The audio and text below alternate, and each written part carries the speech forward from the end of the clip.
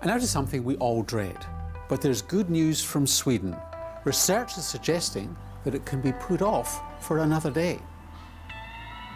In Sweden, they've been following 3,000 people for many years, comparing their chances of developing dementia to the sort of risk factors they have. Diabetes, hypertension, obesity, and these factors are really very important, especially when they are active in middle age, not only when people are over 70, 75. They're also finding that there are protective factors, things which might prevent or delay the onset of thinking and memory problems. These protective factors are essentially linked to inactive lifestyles.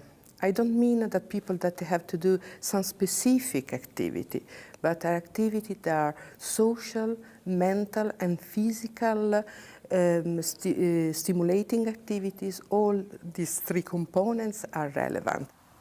A healthy lifestyle in earlier years, with no smoking, being physically active, not drinking too much, and if there was high blood pressure or diabetes, having them well treated, were the sort of things which delayed dementia in the Swedish study. And then when this person has reached the age of 70, then it's important to maintain our brain in action. And this means to continue to be engaged in the activities that we like. And what we have found is very important that all three components, social, physical and mental, are there. In Sweden, for example, a lot of people are attending courses, going to university, even when they have been retired. Or, for example, social, they do a lot of dancing, another activity, and another activity is going to play card together.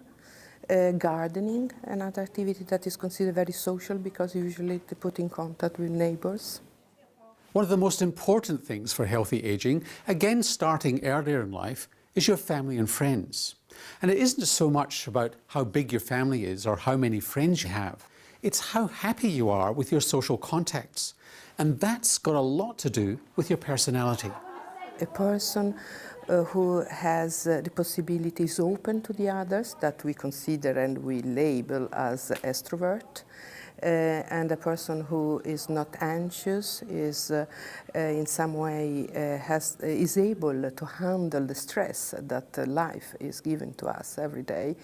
This type of person has a lower risk to develop dementia than a person who is anxious, is stressed and introvert, in the meaning close to the others and not so prone to get friends or other contacts.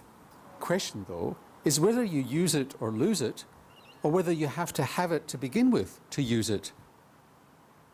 The evidence is that activity can be truly preventive. But what in particular?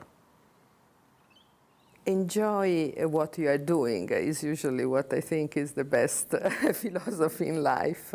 And what I want to say, I think it's important to be active, but the activity that the people are engaged in needs to have a meaning for this person. For that, I try always to avoid to answer where journalists ask me which type of activities. It's not a type of activity. What is important is which type of stimulation we have, mental, physical, and social.